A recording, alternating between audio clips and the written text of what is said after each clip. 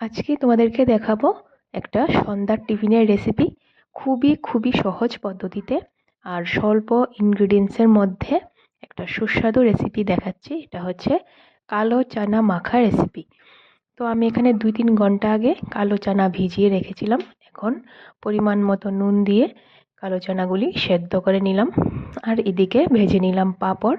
তো চানাটা জল ঝরিয়ে তুলে নিলাম একটা পাত্রে। তার মধ্যে পরিমাণ মতো বিট নুন, পেঁয়াজ কুচি, কাঁচা লঙ্কা কুচি আর লেবুর রস দিয়ে হাত দিয়ে মাখিয়ে নিচ্ছি ভালো মতো।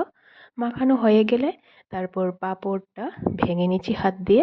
তারপর পাঁপড়টা দিয়ে দেব, কারণ পাঁপড়টা সহ আগে মাখিয়ে নিলে পাঁপড়টা জলে ভিজে পেঁয়াজের রসে ভিজে নেতিয়ে যাবে, আর পরে মাখাটা দিলে তাহলে পাঁপড়টা মুচমুচে থাকবে। তো খুবই সুস্বাদু রেসিপি এটা, আর দেখলে তো খুবই অল্প ইনগ্রিডিয়েন্টসের মধ্যে যে কোনো কেউ বানিয়ে সন্ধ্যার সময় ঝটপট খেতে পারবে, কাউকে খাওয়াতেও পারবে।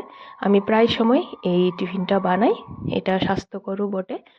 তো আমার ভিডিওটা ভালো লেগে থাকলে প্লিজ লাইক করে দেবে, কমেন্টে জানাবে কেমন হলো।